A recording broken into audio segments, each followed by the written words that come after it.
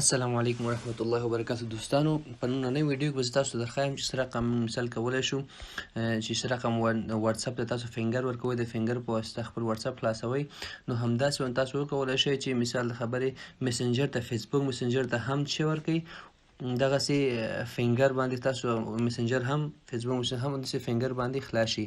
راځئ ویډیو باندې پیل کوو.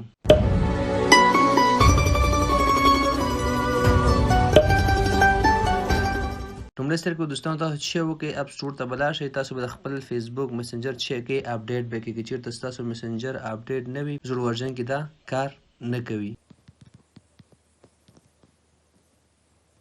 اپ سټور کې وګورئ چې مسنجر مو چې وي اپډیټ وي. که چېرته اپډیټ نه وي تاسو به دا چې کوئ اپډیټ کړئ. بیا به دې نه چې کوئ اوپن یې کړئ. کله چې اوپن کړئ دغه سایټ ته راغلی دلته ستاسو خپل عکس باندې چې وکړئ کلیک وکړئ. کله چې دلته کلیک وکړئ دلته لاندې راشئ پرایویسي په نوم د پرایویسي اپشن باندې به کلیک کړئ. تاسو لاندې وګورئ دلته اپ لاګ چې دی دا آف دی دا به چې کړئ تاسو ټرن آن کړئ. کله تاسو ټرن آن کړئ تاسو نه چې غواړي ټچ آی ډي یعنې فنګر غواړي. فنګر به خپل چې تاسو سب دی موبایل هغه ګوته به کېږدئ هغه به چې شي آن شي. دلته لاندې اپشن یې درکوي لیف مسنجر 1 منټ لیوینګ یعنې که څومره وخت بعد تاسو ته دا بیرته مسنجر لاګ شي. ورته وایم چې کله تر څو زه په مسنجر کې یم خلاص دی چې مسنجر نه ووتم بیرته دې لاګ اوسېږي. نو زما موبایل څوک اخلي هغه باید ونه شي کولی چې زما مسنجر ته لاسرسی ولري.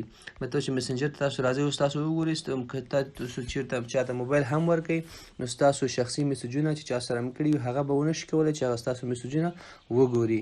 دوستانو هیله ده چې ویډیو مو خوښه شوې وي. که چېرته ویډیو مو خوښ شوي دوستانو ویډیو درسره لایک کړئ او که چېرته زموږ چینل ته نوي یاستئ چینل مو نوي سبسکرایب کړئ زموږ چینل درسره سبسکرایب کړئ او موږ په دعاګانو کې یاد ساتئ. بای د الله په امان.